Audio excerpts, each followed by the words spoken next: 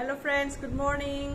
आं दिनै हिबिस्कास टीनि खोथा रायलायनो नागिरदों। हिबिस्कास बेखौ जों लकेलि जबाबो होनो, ओमफ्राय बे डिफरेंट कालार्सआव फैयो। गुफुरबो जानो हागौ, पिंकबो जानो हागौ, रेडबो जानो हागौ, आलदा आलदा कालार्सआव फैयो बा नुनो मोनो। ओमफ्राय जों बे जबाखौ हेल्दी स्किन, हेल्दी खानायनि थाखाय बाहायजायो। बेखौ गोदोनिफ्रायनो बाहायबोगासिनो। ओमफ्राय लोगोसे बेहा बेनि साहा बानायनानै लोङोबा गोबां हेल्थ बेनिफिट्सबो होयो।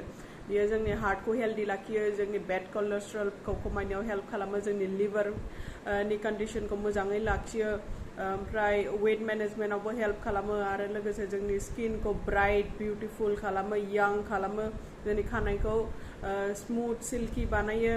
थ' जबाना गोबां एडभान्टेजेस दङ। थ' नोंथांमोना बेखौ साहा बानायनानै लोंजायो।